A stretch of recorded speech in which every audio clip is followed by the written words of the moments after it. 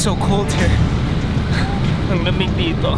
Namiss ko talaga yung Pinas eh. I wanna go back to the Philippines.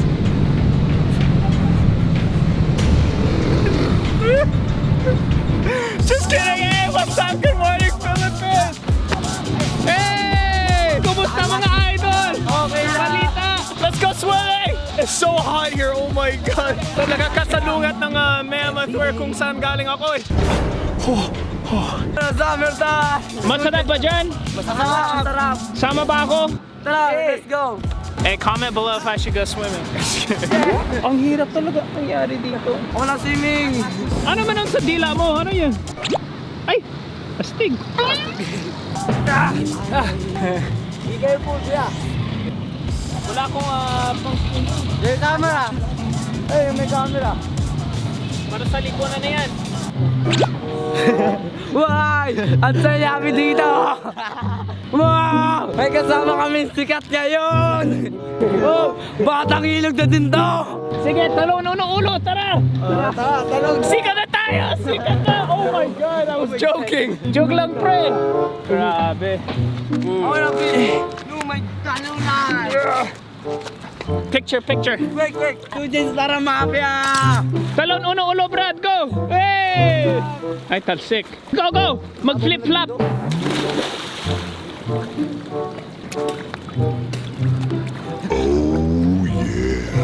Hey! Oh, hello! Ayan, so nandito ako sa Philippines. We're back in the Philippines, which means we're gonna try and speak Filipino. This is a Filipino vlog. This is a raw vlog. This is a simple vlog. This is an update vlog. Every day!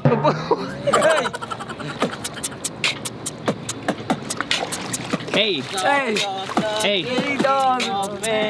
Just like I know you so, ikaw nagto. Oh, yung Tayo namin dito sa Pilipino! Hola, Philippines! Yeah, so yung sinasabi ko is I'm back in the Philippines. This is just a short, simple update vlog kung anong nangyari sa buhay ko, sa kalasugan ko, sa health ko, sa katawan ko, and Bumayat ka nga eh. hindi bumorta ako kaya Nakikatawan mo eh. nagbabalik ka ng dog ako araw-araw. Tayo, tayo. Ano? Pa-clickbait naman dyan. Pandesal. Ako wala, Patingin, kailangan ng clickbait. X up, this. Hey! Ako wala. Malamig. Sing. Tayo, ganta ka tayo, andito tayo. Ang saya namin dito sa Pilipinas. Yeah, ito na kami. Talon, ulo. Talon daw. Ito na kami, tatalon na kami sa una. Basta po, may isda ba dito? Ano meron? Patingin. Catfish. May lunch ba? Abo, catfish? Kandule. Ito yung bait mo? Worm, earthworm. Yeah, that is earthworm. Saan galing yan? Kanal. Kanal? Yeah.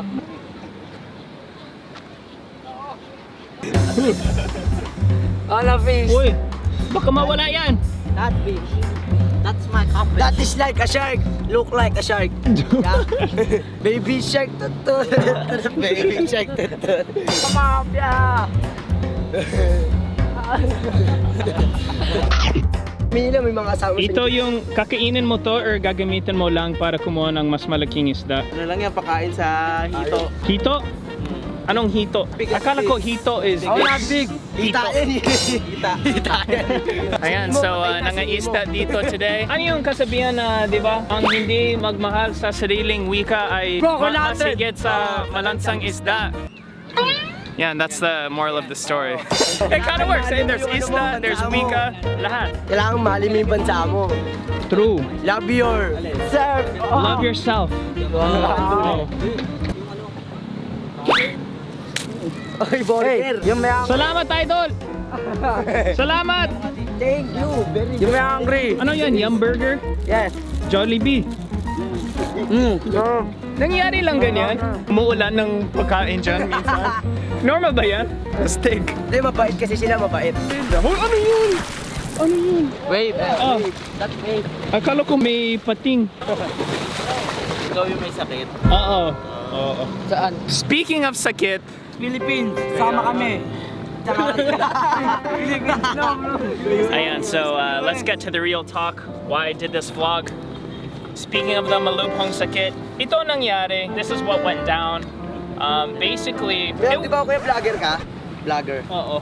Lagi ka namin napapanood eh. Ay, Sa salamat. YouTube eh. Idol ka namin eh. Salamat. Alright, so I basically did two malaking bagay. The first one was I had to get a colonoscopy. This was pretty scary because when they did the colonoscopy, may nahanap sila na growth, ika nga.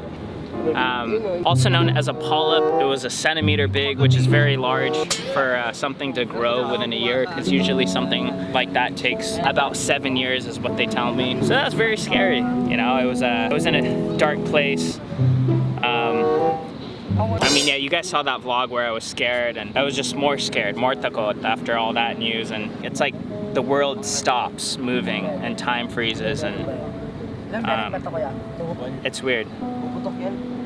It's a weird place. So then I had to wait a couple weeks to get results for that, and habang naghihintay ng results there, I had to do the scans to see kung may nahanap sila sa katawan ko anywhere separate from my colon, to see if it spread or it came back, and luckily that was clear. So that was the good news. It didn't spread. At this point, we haven't got the results from the colonoscopy of the biopsy, where basically they clipped out the polyp, and they chop it up and they have to analyze it and see what kind of cancer, whatever else is in it and whatnot. But while they're all doing that, which takes, it's a very long process. But what all this means is that the old cancer that I had, it's gone, at least from this point, from what they know. So this new polyp, which they clipped out, the oncologist told me it has nothing to do with my old cancer, and it would be a completely new cancer, which is great news for me, because if there were remnants of the old cancer, that would mean it got out, and then that would mean it's a whole different story. That's crazy. But if it's a new cancer, it's still small. But then again, like, kakaloka, grabe. Like, what are the chances of getting two completely separate cancers in 2 years? So yeah, and then a few more weeks went by, and finally got the results from the biopsy, the colonoscopy. Apparently, I forget what scientific word, it was some 3A on its way to becoming cancer, so it looked like it was a precancerous type of polyp, pre-tumor, but they got it out before it became that. And the good news is that, you know, they keep an eye on me. So that's basically the result, is I gotta get another checkup in 6 months, another colonoscopy. And I guess the reality of this is, as long as you keep getting checked up and they see the polyps and they just keep cutting them out before they become cancer, then you'll never get cancer through your colon. One, it's time consuming, of course, it's costly, you gotta keep getting these checkups and everything, but hey, it's saving your life. So, you know, for me, I'm just super thankful and grateful that UCSF is one of the best, I think, places for people with my condition in the entire world, and because they're keeping a close eye on me, they're keeping me alive, no doubt. I mean, if I let this keep going, and if I didn't go back and get checkups, then they wouldn't have been able to cut that out, and it was on its way to maybe becoming something cancerous. But in the end, I'm good. So they got it. There's nothing. I'm still free of it all. And yeah, just gotta keep getting my checkups. If there's anyone out there who has gone through an experience like this or treatments, just keep getting your checkups. I mean, that's really all you can do to make sure that nothing comes back and to prevent anything worse from happening. And now I'm happy. I'm back in the Philippines, and it's like back to work, and it's like back to life, and wala akong takot. I'm not scared of anything. I'm happy. Everything's back to normal. But it's just when I go back and go through that whole motion, like I did say in that one vlog when I went back and I was all scared, you know, it is very traumatic, and you get in this very lonely, reclusive, scared type of state where you don't want to talk to anyone, and it's like the world stops moving and time just freezes, and yeah, it's weird. But now I'm good. And now everything's okay. Now I'm okay to talk about everything because I'm confident now. And now we're back in the happiest place in the world, the Philippines!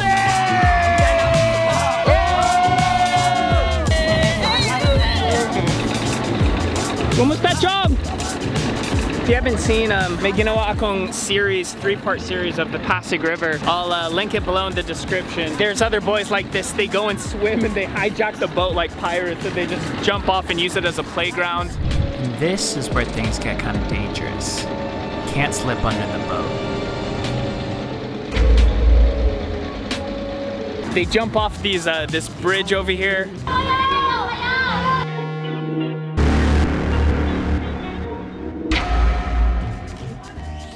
Personally, I think isa sa pinaka-astig ng mga series of videos I've ever done. I just biked around with my friend Daniel Mars and we just explored Manila. Kind of fun. It's initially yan yung ginagawa ko bilang isang vlogger dito. I was just going around, walang plano, spontaneous living, running into ibang tao ganito, kinukumusta, saying what's up in you know, daily life in Manila, the streets. Ano balita? Saan kayo magde-dinner? Wala nga. Nga. Sige, meet tayo dito. Kailangan ko ng pitaka. Wala akong dala ng pitaka. 5 minutos. Kaya ba? 5 minutes, yes. Oo. Sige, 5 minutos. See you guys ng alas, what, 6 o'clock or something? Ang hirap talaga mag... Oh, God! Ayan, salamat kuya. Balik kami dito. Sige. 5 minutes. Babalik ka dito. 5 minutos. Tira, di ba, idol? Doon. Oo. Kumusta, Chongo? Hello! Kumusta, Queen Chongo? Wait lang! Balita naman We dyan. are winning! Anong laro mo, pre? I'm playing Mobile Legends. Say hi. Woo. Hello! Ganda, Wait, mga ang init. balat-balats. Oo, nagpapamigay po ako ng balat sa Ang stream. kinis, ML balat, grabe. just share. Oh, fudge! Sexy. Hey. Wait lang! Wait, babe, you're good clickbait. Hold on, let me just... Ano ba? I-clickbait mo na naman ako. You're easy on the eyes. Sus, kailangan ko muna Photoshop sarili ko. Uy, bakit ako maganda dyan? Ganda mo eh. Ganda ng lighting ko kasi. Uy, Sige. Dami satsat.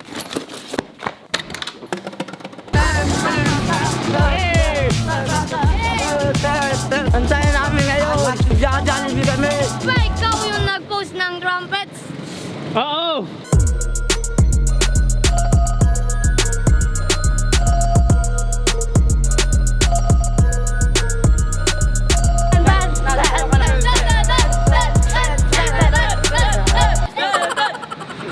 Sige, tara! Jollibee kami. Ang saya namin ngayon. Ay, Vincent, Reynald, B. Cruz, JB Duran, Ronald Donna! Chris Ivan Arceo, Eric Jobinko. hey!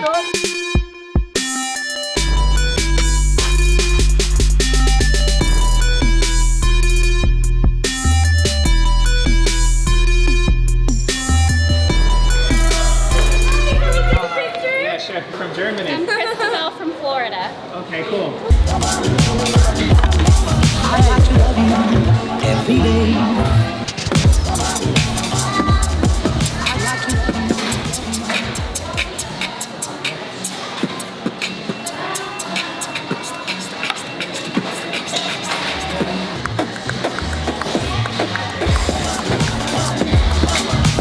love you. I'd like to love you. I'd like to love you night and day, if I may.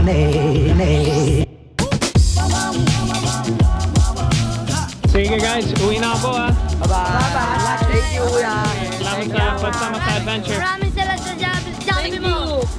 I always find it interesting, you know, hearing different stories of different people and stuff. Hey, kumusta? How's it going? You know, all those guys were telling me, oh, sige, go! Halika dito! Hey! Hello po. You're on the vlog, pero huwag kayong baka masagasaan kayo. Hello po. Hello po. Panood namin yung sir, ha? Bukas upload ko to. Ay, sige, bukas po. Sige. Panood namin yan. But yeah, no, yung sinasabi ko is, mga bata, all of them don't have fathers. Either one's in prison, most of them left their asawas. One of them died drowning in the Pasig River when he was drunk. All of them have the same job, they just all weld. That bridge that's being made, the Pasig River Bridge, they're all welders there 5 days a week. Some of them go to school. They've all been swimming in the Pasig River since they were kids, and they all say that it was way cleaner back then. Akala ko the Pasig River got clean, but according to them, they say it's they said it's way worse right now. I don't know. There's so much story though. Pwede pang documentary, pwede pang series. Maybe we could explore that another time. And I always wanted to just, you know, immerse in that area and even try living there just to see that way of life. Thank you. Today's giveaway is this backpack.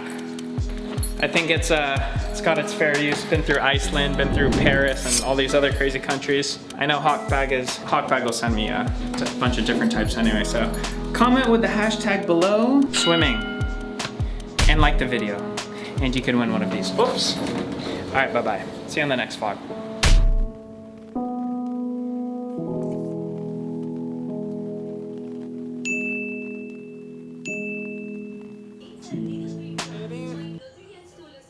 Nagreklamo ka ng K-pop kaya ano ba to? K-pop ako. Ano ba ako, Jungkook?